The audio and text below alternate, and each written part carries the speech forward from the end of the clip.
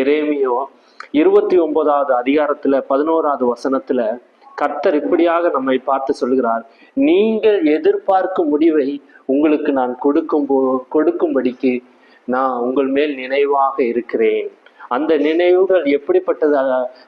தீமைக்கானது அல்ல, சமாதானத்துக்கான நினைவுகளே அப்படின்னு ஆண்டவர் நம்மளை பார்த்து சொல்கிறார்.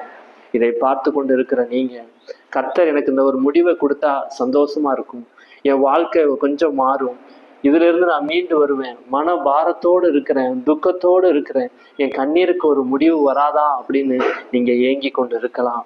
ஆனால் ஆண்டவர் சொல்கிறார், நீ என்ன எதிர்பார்த்து காத்திருக்கிற?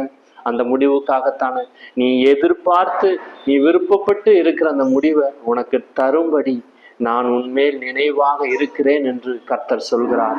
அது தீமைக்கானதல்ல, சமாதானத்துக்கானது. அது நன்மைக்கானத முடிவை உங்க வாழ்க்கையில தரப்போகிறார்.